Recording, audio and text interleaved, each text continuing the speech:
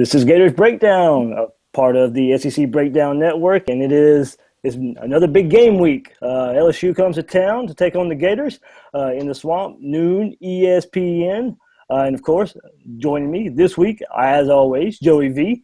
of Sports Talk, Sports Radio 1560 down in Melbourne, Florida. Joey, man, how you doing? And these Gators have got to get a little bit better look with LSU coming into town.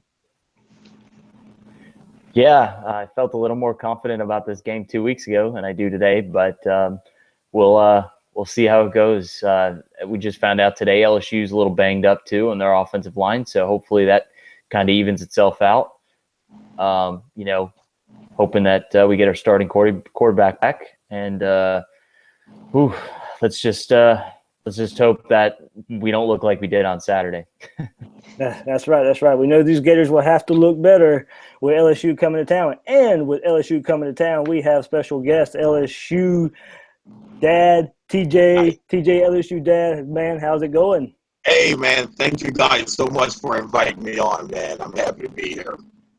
Oh, yeah. So I know you're entrenched with that LSU program as much as I've seen anybody on Twitter. I think, man, it's, our mutual friend, Chad Neepling of SEC Breakdown, Yes. Gridiron Now, kind of mutual acquaintance there who got us involved here. So, Yes. TJ, man, tell us a little bit about yourself, how you've become entrenched in LSU and, so far what you've seen from LSU this season, of course, the big coaching change.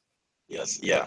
I have a kid go to the school. I'm a parent, and my son is not.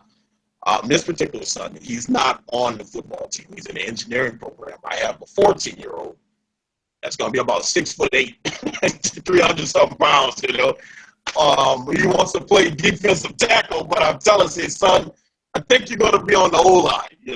He hates offensive line. And so because of my son, I have him around the program a little bit more. But I've loved the Tigers for a long time. Long before my kids went there, I've just been actively following the program. I'm one of these obsessed fans, man. And I had high expectations for this year. This year I had us going, undefeated, running the table, and got humbled. I flat out humbled by Wisconsin. And they came back and got humbled by Auburn. And all my trash talking is over. We're one game at a time, which is next is the Florida game. So absolutely. All right, TJ, so I mentioned a lot of people can find you on YouTube. You have a lot of commentary there. So tell us a little bit how you got involved with that and how you got your little bit of following there on YouTube and Twitter. Trying to fire less mouths. That's how I got it. Just like last year. Last year, we're undefeated. But I am a vicious trash talker, okay? When you don't see me talking trash no more, that's a move of God. I am a relentless trash talker. And running my mouth all the way to November, and we had the November from hell, right? Lost to Alabama, lost to Heisman, lost Arkansas, it was just bloody. And after the Alabama game, I took to YouTube with a video. I call it my famous meltdown. Never shoot a video the next morning. You know what I'm saying? Especially if you've been up all night since the game, don't shoot no video. And I shot a video called Fire Less Miles. And it just went everywhere. But it went everywhere in the Alabama family. That's who made it famous. It was Alabama people enjoying my sorrow, enjoying my pain. And that's how it got started. I just started doing Fire Less Miles videos. And then someone said, hey, TJ, we're going to be in a bowl. Why don't you post a video? Watch us. You don't have nothing else to do. Watch us. And post a video about the bowl. And that was Arkansas. And I did a commentary about Arkansas, then Tennessee. And then people started requesting me to do videos after I watched their game. And that's how it got 300 videos later. Well, no, after the firing last week with, Les Miles and Ed Orgeron, you, from the start, have been a big Orgeron supporter And you know Yes. what? He kind of backed you up this past Saturday with, a Yes. good performance in game one. What was the Yes. biggest change you saw from what we saw the first few games of the season to what we saw versus the blowout win versus Missouri? I would say the biggest one would be we would line up in different formations under Les Miles. We'll line up in trips right, trips left, various formation, but run the ball. So it got to the point where we wasn't fooling anybody. We wasn't going to fool anybody. No matter how many receivers we had on the field, we were going to hand the ball off to Leonard Fournette. The difference Saturday is when we put those receivers out there, whether it was a double slot, 4-receiver set, we pitched the ball to those receivers, And that's perhaps the biggest difference in that one game. Tim Tebow said on SEC Network that there is no way you're going to see a major difference in LSU as a result of 1 week. It was night and day. I mean, if you could have been in Tiger Stadium to watch the reaction of the crowd, we were in shock. I mean, we were in shock the first and second quarter because we haven't witnessed anything like that, not against a top-tier team like, Mizzou. And I would say perhaps Danny Eflin is the difference maker. We've always had quarterbacks, but now we have a calm, composed quarterback, man. This guy doesn't get rattled. He just stands there, and, he doesn't cost us the game. And that's what I love about him. So if there is a difference maker, I would say our offensive coordinator, right? Steve did an amazing job adjusting those plays, and Danny Efling is by far the difference maker. I call him Hope. I nicknamed him Hope. His first name was Hope. His last name was Libet. Hope Libet. That's what I call him. All right, Joey, go ahead, man. So, TJ, dare I say that Darius Geis looks better than Leonard Fournette does this year? Yeah. And what are your thoughts if Leonard Fournette comes back on Saturday and kind of stalls the run game, and when it could have been Darius Geis continuing what he did Saturday?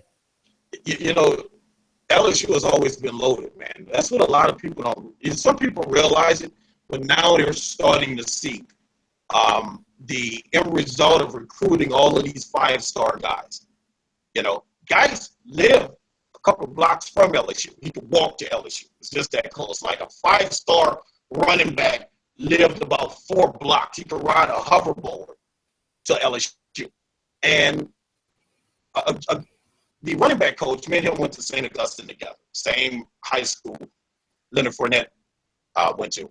And, he's probably the most blessed guy in college football because his choices are Leonard Fournette, Geis, and Darrell Williams, right? I coached Darrell Williams in Little League football. When you see this big monster back, I was the one who made him a running back, So I think that you will see Darrell fall a little bit to the back because Leonard is a threat. He's an imposing threat. I think he should sit the week out because I don't think he's 100% healthy. He wasn't at practice today. So I don't agree with him coming back right now. Just like I think Luke Del Rio should sit out another week. But I think it's going to be Leonard Fournette. Still, if he's healthy, he's going to get the majority of the carries. They're going to bring in Darrell as well for probably some short yardage situations. But Darrell came to life last week. He is a dangerous back because your guys are going to chase guys for first quarter, second quarter, the middle of the third. Then here comes this big bruiser guy when you're already winded. TJ, if you go what back. About, go ahead, Joey. Go ahead. Oh, just 2 parts to that question. Some offensive line injuries for LSU, 2 starters down. Yeah. Coming this Saturday against, Florida's front seven. If Florida's front seven is fairly healthy on Saturday, which we're not sure if that'll be, how big is the loss of those 2 starting offensive linemen for LSU? Clap both of them are huge. They're a huge loss, right? Because if you look at the Mizzou game, About the middle of the second, our O-line was just sliding these guys around like they were on skates. I don't mean no disrespect, but physically, they forced their will on Missouri. I already knew ahead of time that wouldn't be the case with your D-line because I had been tracking you guys for some time. As a matter of fact, on one of my videos before you guys lost, I took a lot of heat for saying Florida is like the number 4 team in the country. It was like, how are you going to put Florida there? I said, guys, you're not watching Florida, man. This defense is for real, right? Having said that, we have been constantly recruiting some top guys on O-line, right? That's going to finally get a chance to show what they can do. One of them was a 5-star recruit out of New Orleans called Willie Allen. I'm looking forward to watching this kid get in there. He's 6'7", 300-pound.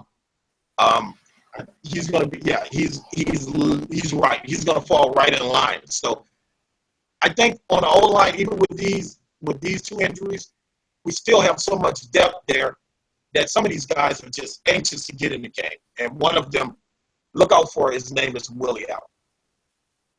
TJ, to the Missouri game, and this is all we really have to go on with new offensive coordinator, and Orgeron and the new look Tigers. It was nearly split down the middle in the first 42 plays, 20 passes, 22 runs. Can we expect that type of balance versus Florida, or do you think it's going to be another maybe, or is it going to be another run heavy set, to start the game, or do you think we'll see more balance? I think you're going to see us pitching the ball, right? Mainly because of the coach. Everybody knows LSU can run the ball. That's no secret. But we also know Alabama is watching this game, right? And to keep Alabama from stacking 9 men in the box, we're going to have to show that we can pitch the ball downfield. If you notice in the Missouri game, even though the score was, 40-something, we're still struggling to connect those 20, 30-yard passes down the field. Even though we have the guys, they have them beat, Effling and these receivers, it's almost like Effling just joined the team, to be honest with you, 2 weeks ago. So he wasn't getting the majority of the first team snaps. And what I think the bigger thing is you guys are going to see us pitching this football. If for no other reason to prove a point that LSU can develop an offense that can feed wide receivers the ball. We lost 2 wide receivers to transfers because they wasn't getting the ball. So it's imperative. We have a couple of recruits that are watching us to see, hey, do I commit? Do I really hold firm to this commitment to LSU? Because this offense has some questions. We silenced some of those questions the other day. All right, TJ, last question, and we'll dive into this LSU defense against this Florida offense. The last 6 quarters for Florida haven't been pretty, and a lot of it has to do with the offensive line. Yeah. How do you think LSU attacks this Florida offense, knowing that right now this Florida offense isn't clicking on all cylinders, and, either Luke Del Rio will be starting and not 100% or going against a backup quarterback in Austin Appleby? Yeah, I'm pretty sure Dave Aranda saw the same thing, that when I was doing film study on Florida this past week against Vandy, and I said, okay, this, which would be my right, this right side of the offensive line is suspect, right? And I'm just watching the stunts that Vandy was running. Florida really struggled on picking those up. In particular, kid Adam Butler, right? I just did a little snippet of him, and this kid had his way.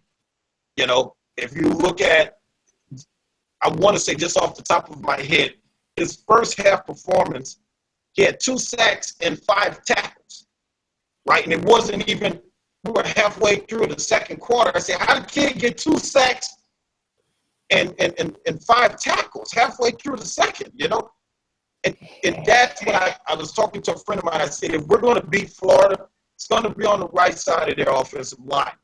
Now, what makes that dangerous for Florida is that Dave Aranda loves a nickel blitz.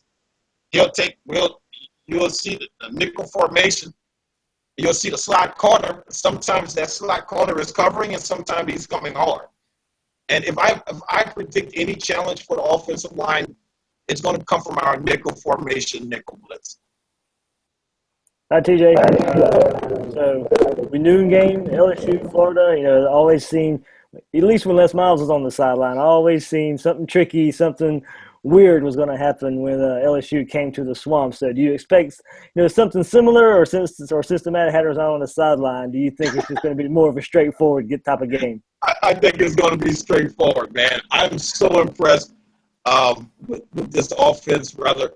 I think what you're going to see is something you haven't seen, right? You know, LSU really pitching the ball, you know, and yes, you're gonna get us in the I formation. It's our signature, okay? It's who we are. You're gonna see I formation right, I formation left, like Tegbo Bowl. But what you're really going to get from us is the tight end is going to catch balls.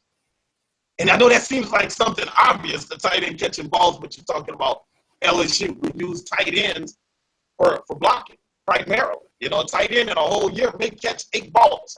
So I don't predict anything out of the ordinary. I do think we're going to attack the strength of your team. The strength of your team will always be your secondary. Always, you know. Yeah, they had a bad game against Tennessee. But those guys play on pride. You saw that against Vanderbilt. I told my boy, I said, watch one of them gonna make a play. and the kid picks them off. So I think it's gonna be a good game because we're gonna come right at that area, which is your second. Well, if you remember last year, you know, that's how the game, Brandon Harris, you know, oddly enough, had one of his better games of the season against that good Florida secondary. Two number one cornerbacks. Yeah. You know, and that's the, you know, I had egg on my face, man, because that's the video I used to get everybody to make the point that Brandon Harris was going to be better this year. I used the Florida game to say, hey guys, this guy can really pitch the ball, and you know, just didn't go my way, man. I look like the biggest clown ever. All right, TJ, man, thanks for joining us. I mean, Joey and I will be there at the Swamp. You might catch us on TV or something, you know. But I'll be there. I'll be there, man. So upline. Let's talk again after the game. All right, TJ, man, thanks for joining us. Thank you, brother. All right, that was TJ, LSU Dad, joining us. They're from Baton Rouge, and the Tigers coming to visit the Gators. And Joey, you know, summarizing what, you know, TJ said, you know, of course we're going to talk about how much this Gator offense has struggled, and, you know, last 6 quarters, like I mentioned, and, you know, the defense has got to get, get some man up a little bit too. But, you know, just taking what he said, and, you know, summarizing from LSU, from the LSU side of things, you know, how do you see, you know, LSU coming to town with Ed Orgeron, just in general, you know, is it, much like I asked TJ, you know, I don't think we're going to see the crazy Les Miles stuff we saw with Ed Orgeron coming in. First, I want to say I like TJ. I like him. He seems like a really good guy. I mean, he definitely would be fun to go to a game with. I think he would be an awesome guy to sit next to. You know, that one fan of the opposing team that, you know, you want to sit next to, and he'll make your day better. I think he would be that guy. He's actually really, really fun. So I just want to say thank you to him for coming on our show and making it brighter. He seems like he's a ball full of energy. But in all seriousness, are we talking about Florida's offense here? Because I'm pretty sure Florida's offense has been on a milk carton for the last 6 quarters, excuse me. Florida's offense has been non-existent. It's been absent. It's been missing. It's been wanted, dead or alive. And it's an absolute embarrassment and a travesty to an offensive-minded coach like Jim McElwain. I've been waiting to go on this rant for 48 hours. Jim McElwain should be ashamed of himself. I'm going to call him out right now. I met him. He's a very nice guy, lovely wife. You know, but I'm going to call it like it is. He's been an embarrassment to the University of Florida in his play calling for the last 6 quarters. You know, we gave him a pass last year because Treon Harris was the quarterback, a lot of injuries, a lot of missing talent, not his guys in. But you know what? This year was supposed to be the year. You know what? a part of the blame of Mike Summers' failures falls on Jim McElwain. You keep a guy like that around, you got to be accountable for what he's not doing. And he's not developing the 4- and 5-star talent that he has on the offensive line. This offensive line is not void of talent. I mean, that's the problem. But the problem is that there's no talent development. And that's what we got on Will Muschamp about for 4 years, was lack of talent development. So the buck stops with Jim McElwain, and I'm not going to let him off the hook. He has the final say on all offensive play calling. He has the final say on all positions on offense. And, he has fallen short of our expectations and fallen short of the expectations, I think, of the administration at the University of Florida. And, we can't say enough about how the defense played on Saturday. Obviously, the pass defense was just phenomenal. Vanderbilt still hasn't mastered a forward pass. I don't understand how. But Derek Mason still doesn't know how to coach a team with any sort of semblance of offense. And that's going to eventually cost him his job, I believe, this year. I think he is not going to survive at Vanderbilt after this season. But I would love to have him in Gainesville as the defensive coordinator if Jeff Collins moves on. Anyway, back to Jim McElwain. It's just a very, very big disappointment to see his guys, his players that he's recruited for 2 years now, seemingly just disappear into a cloud of dust. And another thing that upset me today is Jim McElwain is going with the running back by committee again on Saturday. He said he's going to make in-time adjustments with the 4 running backs, and he likes the way the 4 running backs have been. No, Jim, anybody with 2 eyes, 2 ears, and common sense knows that you have to pick Jordan Scarlett as your starter. Jordan Scarlett has been your most consistent running back. He's been your most successful running back. And frankly, he's looked the best out of anybody, and it's not even close, to be honest. LaMichael Pirine has had his moments. Jordan Cronkite has had his moments. And frankly, Mark Thompson has been a flat-out bust so far. The other 3 running backs are running behind the same offensive line and having success.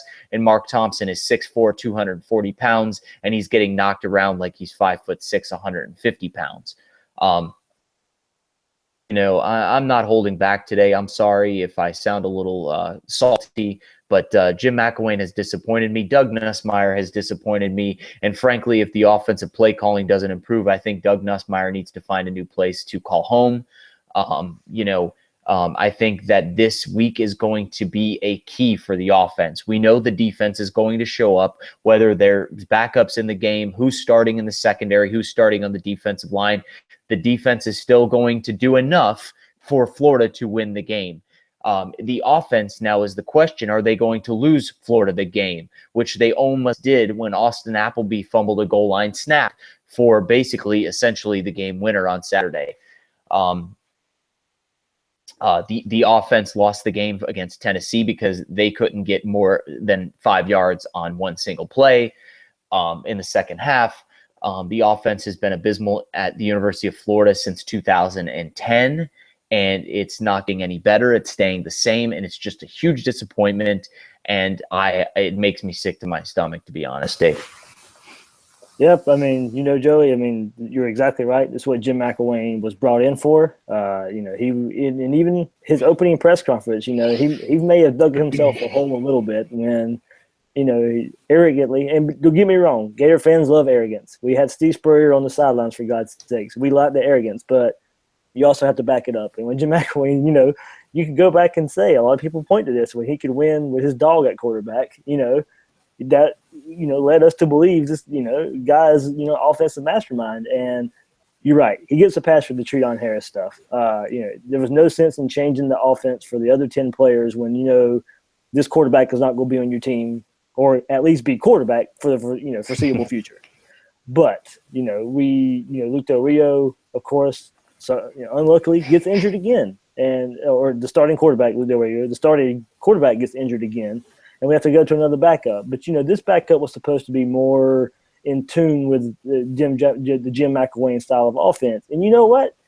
The first half against Tennessee, we saw the aggression. We saw them being able to help the offensive line. This offensive line – that wasn't a fluke. No, you're right, exactly. I keep going back to that was not a fluke whatsoever. But for some reason, at halftime of that game, they lost any mojo they had when they decided to go conservative. And it's and I hate to even sound terrible about complaining about wins, and that's what we're doing. But I'm sorry, we're Gator fans are used to winning big, but you also you can tell from close games against overmatched opponents that something's not going right. Even when Luke Del Rio was quarterback, yes, we saw some tinkering with UMass with a lot of receivers, trying to get some young guys a lot of playing time and stuff, but we still saw no fire from that offensive line. It was the first game of the season, and what do you hear about the whole first week of the season? You always hear about, oh, we're tired of not hitting our own guys. We're ready to go hit somebody. Well, it didn't look like it. North Texas comes to town 2 weeks later. You know what? Yes, there was a good game against Kentucky there, but Kentucky right now is terrible. Yeah. But so should North Texas and UMass, but you didn't put away those guys. And I understand.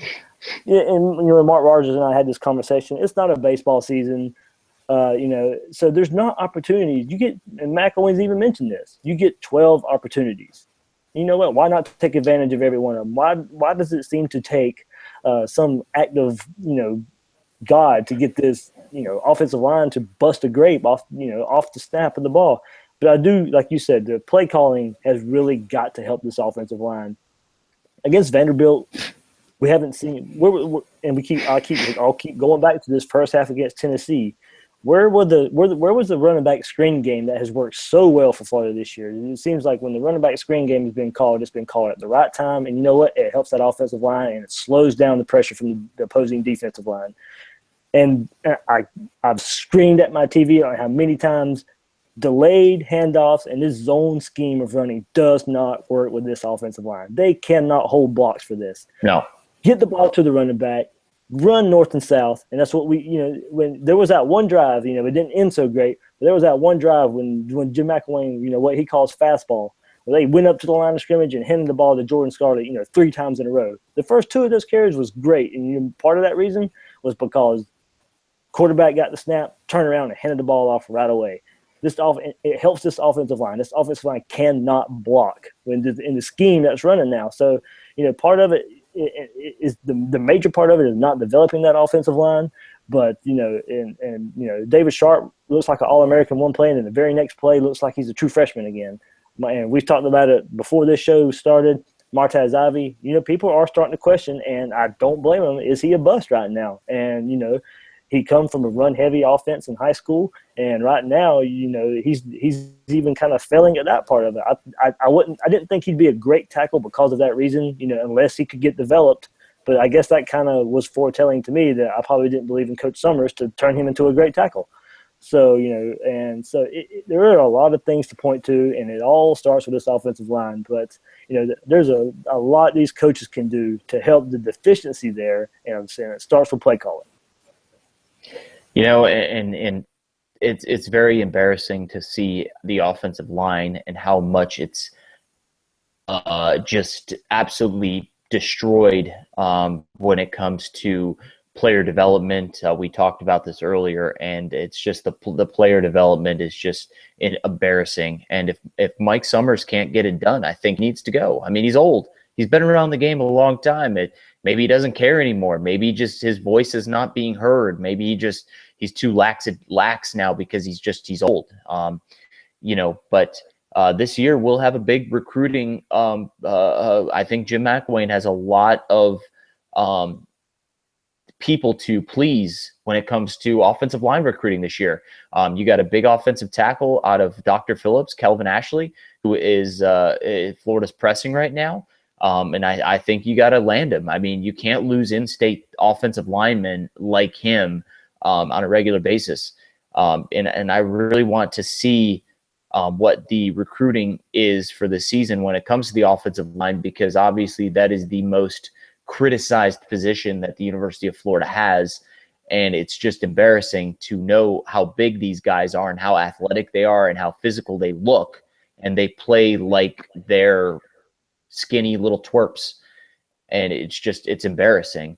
And LSU they got a bunch of grown men on their defense, and if Florida's offensive line plays like it has 90% of the season, Luke Del Rio is going to get broken in half. I mean, he is. He's going to get broken in half.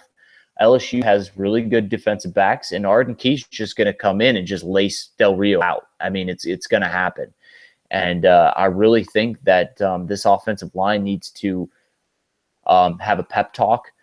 They need to get together and find some sort of inner strength or some sort of fervor amongst themselves to pull together and play like they're capable of. And in the offense will have success. Del Rio is going to have time to throw. You're going to see, like you said, I would love to see more screens. You have so many athletes on the outside that you recruited for speed, for quickness, for everything, and you don't use them. You have Brandon Powell, who might be one of the fastest guys in the SEC. You got Tyree Cleveland, who I want to see more of. He's shown himself to be capable of getting by people at the Southeastern Conference level as a true freshman. I mean, he scorched that Tennessee defensive back on that 9 route. I mean, absolutely scorched him. And I just really want to see Antonio Callaway catch the ball a little bit better. He had a huge drop on Saturday, and that's not like him. And that really concerns me. Because he's had a couple drops this year, and last year I don't even think he had more than 2 all season, and that's very concerning. And I don't know what's going on with him. Offense is going to determine Florida's success going forward. I mean, we can't say the defense is going to carry us to wins anymore because, frankly, I don't blame them for not wanting to. They gave up in the second half against Tennessee the way they did against Florida State last year, the way they did against Alabama in the SEC championship last year. And you know what? I'm not even going to hold them accountable for that, because if Florida can't score 30 points to beat Tennessee or 35 points to beat Tennessee, how are you going to beat teams like Florida State at the end of the season? How are you going to beat teams like Arkansas in Arkansas this year? How are you going to go against a team like Alabama in the SEC championship and beat a guy like Jalen Hurts? You're not going to be able to do it. Offense is the key in college football nowadays. It's 2016, Jim. It's not 2007, and you got to put up points to win games. Alabama used to win games 13-7 all the time. They're now winning games 44-25. I mean, these are the kind of things that is going on in college football now, that the University of Florida is stuck in the prehistoric ages for the last 6 years, and it's not getting any better. And it's just very frustrating to see what Florida's offense was 10 years ago to where it is today, and how bad it's regressed in recruiting, how bad it's regressed in player development, and how bad it's regressed in play calling. Jim McElwain and Doug Nussmeier have been out-coached the last 2 games, okay? The last game and a half, we'll say, okay? We'll give them the first half of the Tennessee game. They have been out-coached by a guy that is probably going to get fired at the end of the year, and by a guy that was about to be 0-4 against Florida and should have been 0-4 against Florida. So, where does the accountability take place with the coaching staff? Because these are just kids we're criticizing. These are 18, 19, and 20-year-olds that, left home for the first time 2 years ago. When are we going to start holding the adults accountable that are making $4, $5, $6 million a year? When are we going to start saying what it is and saying that Jim McElwain has to show some sort of offensive improvement? Jim, we're not asking you to go out and win national championships right now. It's your second year. But just look like your offense has a pulse. Good God. I mean, seriously, and that's the truth. And I think I speak for 99% of Florida Gator fans when I say this. I really do. And it's very frustrating to see 12, 13 games, 14, 15, 16, 17 games into Jim McElwain's tenure, and we're still seeing the same old stuff that we did with Will Muschamp. Yep, that's that's the name people don't want to compare him to right now. But honestly, you can. Honestly, what can you point to as far as great offensive performance under Jim McElwain? Last year's Ole Miss game, and almost a whole year later, like this past year's Kentucky game. So that's really all you can point to in in Jim McElwain's best offensive showing. He's coached 5 games where I could say his offense was sensational. 5 games out of his entire tenure where I could point to those games and say the offense actually looked like a viable caliber offense. Other than that, it's been a toxic waste dump. I mean, it really has. All right. Issue number, I guess, 1A is the offensive line. 1B, and is Florida's getting, hopefully, their starting quarterback versus LSU. So, part of the problem is, he gets a little bit of leeway, too, because Jim McElwain is having to play with backup quarterbacks. And, his record with a starting quarterback, I believe, it's pretty good. So, we'll give him that once he's named a starter. I think it's like 5-0 or something like that. Hopefully Luke Del Rio is close to 100% when he takes the first snap against LSU. But Joey, what do you think we'll see from Del Rio this week? Is he limited somewhat? And he wasn't very mobile anyway before the injury. So he's going. His task one is to stay in the pocket and look downfield. But with this offensive line struggling, him not 100%, you have to wonder where maybe mentally he could be. But while the offensive line did look bad also under Luke Del Rio, it didn't look as bad because he helped the offensive line in getting rid of the ball, not taking sacks, much like what we saw Will Grier do last year. So, what do we see from Luke Del Rio? Do the coaches come out with an aggressive play style again like we saw the first half against Tennessee, or do you think we see more of the same? Well, I was told by somebody I trust that Luke Del Rio could have played last Saturday, but it was against Vanderbilt, and they were being cautious. But Luke Del Rio was the backup quarterback on Saturday, and if Austin Appleby, God forbid, went down, Luke Del Rio would have been in the game. So that says something good to me. That says that he's a little healthier than maybe we thought he was last week. So I think he'll probably have a big brace on that knee to kind of protect it.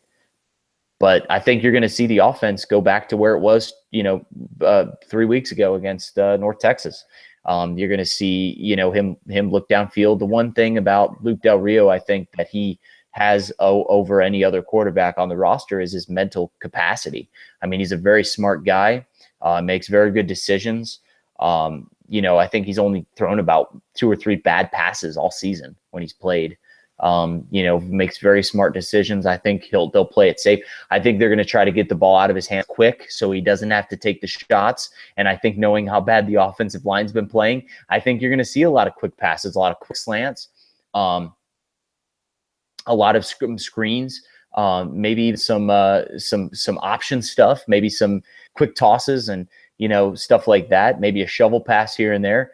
And I think that, about Urban Meyer. Urban Meyer didn't really have the best offensive line, but he hid them because of his play calling. He hid his offensive line.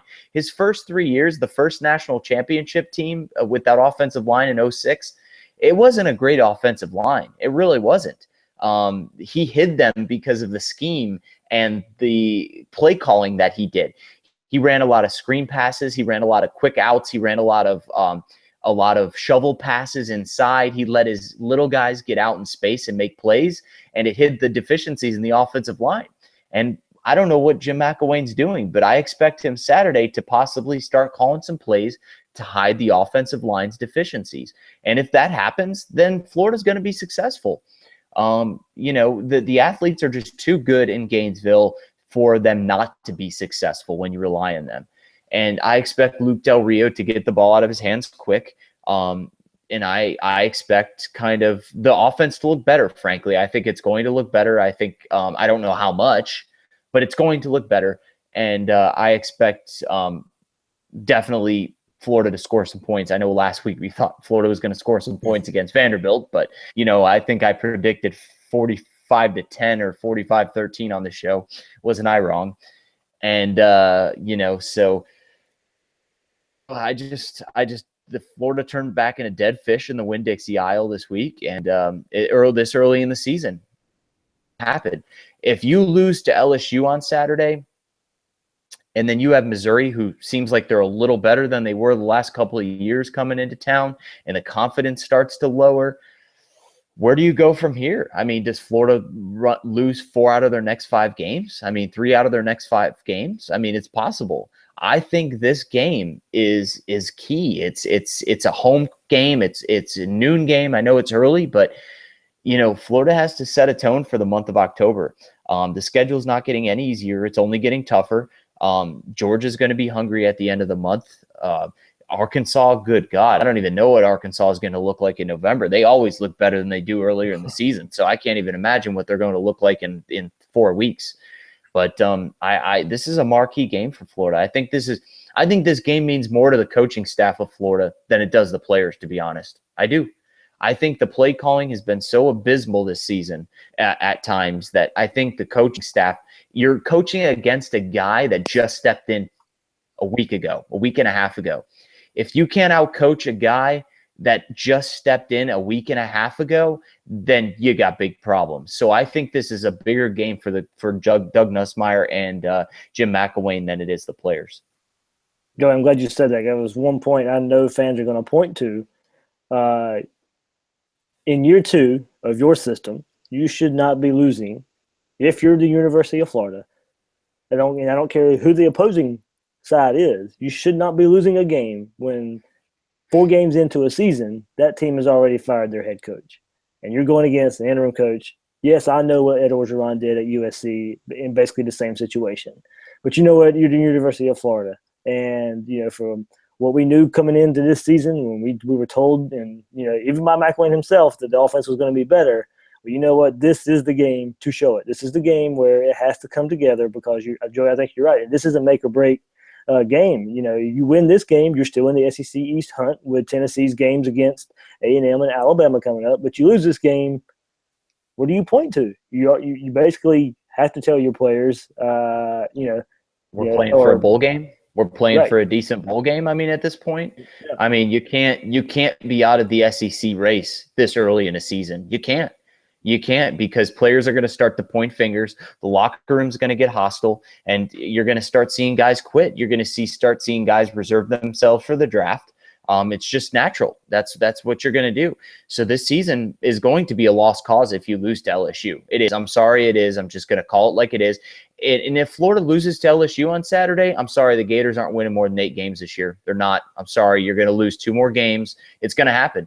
I'll say it right now. If Florida loses to Tennessee on Saturday, Florida will go 8-4 this year. Yep. LSU there. Yep. Lose LSU. I agree. It's it doesn't look good after that. It would be your second loss of the year, and you still have Georgia, Arkansas, and FSU. Who will all 3 of those games are will be toss-ups at best. Looking at it right now, and then the rest of your schedule with, Missouri and I think Presbyterian, South Carolina. So, so those are teams, you should be better than, no matter the circumstances right now. I'm not expecting South Carolina to even be on the same playing field as Florida, but you don't think Will Muschamp circled that game on his calendar and that he wants to come back in the swamp and show all the fans and everybody that booed him off the field that he can still coach? I'm just saying. I mean, you got to you can't lose this game, Jim. You can't lose this game. I'm sorry, Coach Mack. This is the staple of your season. You can't lose this game to LSU. You just can't. LSU doesn't even have the same quarterback nor the same coach that they started the season with, okay? You can't lose to a team a month into the season that doesn't have their same head coach and their same quarterback that they started the season with at home. You just can't do it. And it's just going to be an embarrassment to the University of Florida, an embarrassment to the fan base, and frankly, I want to see some heads roll if that happens. And listening to TJ a while ago, you mentioned no Miles, no Brandon Harris, and you know what? Probably not even a fully healthy Leonard Fournette. So it couldn't line up better. If you are who you say you are, and if you are who you think you are, to come out of that game with a win. But, Florida is facing their own little, injury bugaboo. There is plenty of injuries announced today. Jordan Sherritt, of course, we know he got a knee scope, so he'll be out a little bit. Caleb Brantley, finger after, we saw in the Vanderbilt game him go down. It looked like he landed on himself, probably did something to his finger there, and he's sick right now. So McElwain said uncertain, but, he went back in and played. And as long as he looks like he gets over the sickness there, Caleb Brantley will play. Chris Thompson, hamstring. Alex Anzalone, hand. McElwain said he will play. Don't worry about it. David Sharp, big question there. Left tackle, we already talked about the issues among this offensive line. If he can't go, you have it sounds like Martez Ivy, Jim McElwain said, will get moved to left tackle. And plenty of rotation there among this offensive line. We'll see what happens there. It doesn't look good when you lose a starter already off of a already mediocre offensive line at best. But they should get Tyler Jordan back. He played a little bit at the end of the Vanderbilt game. So Tyler Jordan will be back for some depth. And, of course, Luke Del Rio, we just talked about him, could be back for the Gators, and more than likely will be back. I even heard someone I know talk to him after the game he just quickly mentioned, I'll be back. So sounds like Luke Del Rio will be there. So, Joey, anything more about the offense before we move to we'll hit on the defense quick? One thing I do say, looking back at the stats of last week, in no way, shape, or form, and you mentioned the one Callaway drop, should he only have 3 touches a game. He's your best playmaker. Your offense is struggling. Get him the ball. Could you imagine Antonio Callaway on the Alabama offense with Lane Kiffin? How many times will he touch the ball? 10, 15 times a game, no doubt.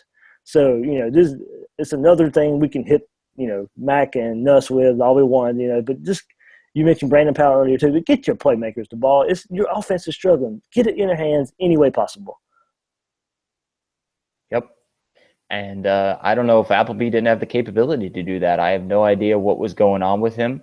Like I said, he looked night and day from the first 2 quarters of the game against Tennessee. And I don't know if maybe that was Tennessee's defense playing off and kind of just the adjustments they made. But something happened with Appleby after the halftime of that game that absolutely just made him look like he turned back into a pumpkin at midnight and looked like a Purdue quarterback. He looked like a Purdue bag. It's embarrassing. And Antonio Callaway needs to touch the ball a lot more. I don't know if it was maybe punishment for his special team blunder.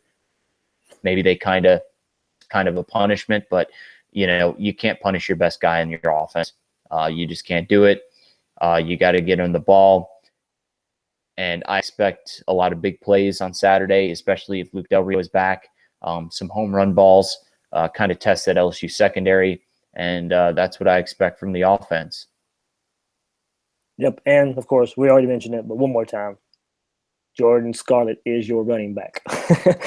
So, all right, moving to the defense right quick. Yep. Had this stat before we came on. Darius Geis led the SEC last week in 15-plus yards, 15-plus yards carries with 3. So he had 3 plus 15-yard carries. So LSU is not necessarily skipping a beat there with Fournette on the sideline. And, of course, we know Florida's dealing with some injuries on the defensive line. So with Jordan Sherrod out, Caleb Brantley banged up, also at linebacker, as Zaloni with his hand.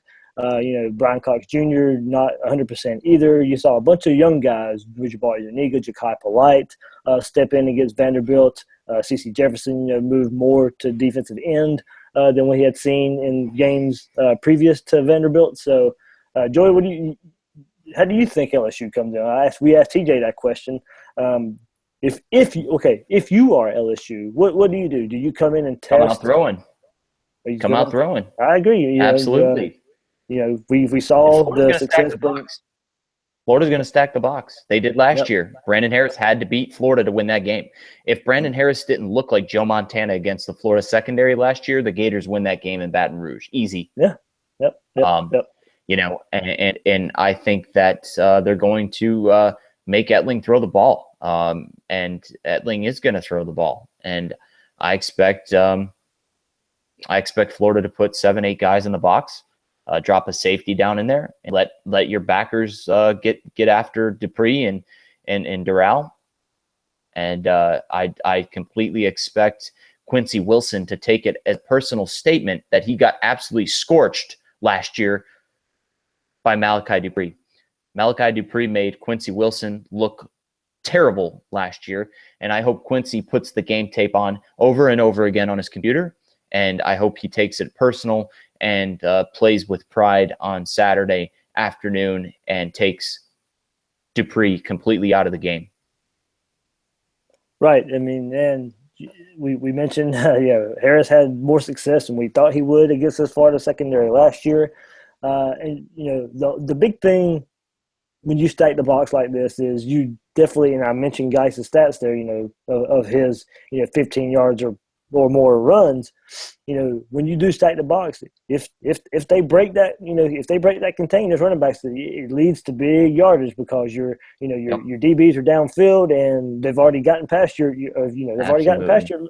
linebackers. So this game, either way, run or pass for LSU, is so much on this defensive line for Florida, because if Etling does drop back to pass, much like we saw before the Tennessee game and the first half of the Tennessee game, this Florida defensive line needs to start creating more pressure. I was really surprised, and I know, like I said, they were playing a bunch of young guys, Polite, Zuniga, but there was not a lot of pressure on the Vandy quarterback, Shermer, for a good majority of the game there. So, but more credit there. You got to credit Florida secondary, like you said, Joey, there. But Vanderbilt, we know they struggle with the forward pass. LSU did, and they've gotten a little bit better with Etling. So they're going to test these Florida DBs much better than Vanderbilt did if the defensive line can't get pressure. It failed in the second half against Tennessee, and it failed, pretty good bit against Vanderbilt. They had a lot more time to throw than I really thought they should have. So, we mentioned it, and Joey, here's another aspect of this: Florida in noon games. It doesn't work out too well for the Gators a lot of the times. Now, don't get me wrong; they've come out on the winning side a lot of those. Last year, South Carolina game was and last year Florida Atlantic was a noon game. Vanderbilt was a noon game last year as well, and Vanderbilt last week was a noon game. So Florida, for whatever reason, and LSU was kind of sleepy for noon games too. Yep. We saw what Wisconsin did to them the first game of the season, kickoff. Yeah. And it's going to be 11 a.m. When that game kicks off for the LSU Tigers. They're in Central Time. It goes both ways. The excuses are out the window now. Don't you agree? Yeah. I mean, like I said, and my big gripe, you see me on Twitter, and I've started this show with this: show some emotion. And you mentioned the dead fish argument. So you're playing football. You're playing the game that you're supposedly supposed to love, and you're getting on just by showing up not wanting to play. It's what it looks like. Now, I know McElwain mentioned today that the effort has been there, but he mentioned Saturday. The physicality wasn't there, and he mentioned the performance wasn't there. He says it's not a lack of effort; it's a lack of performance. I'm sorry. I think it's a lot to do with effort as well. You can see it with one thing, penalties. Florida's one of the most penalized teams in the SEC again. So there's just a lot of focus, and I really question. That's and like I said, and I really question this leadership. I know, does Luke Del Rio mean that much to this team? I think he does. He's by all accounts. I mean, he's the center. He's the straw that stirs the drink. And I think when he gets in the huddle, I think it's a lot different than when Appleby gets in the huddle. I think one guy can really make a difference as far as leadership goes like that. And we'll see. Will that be proven on Saturday or not?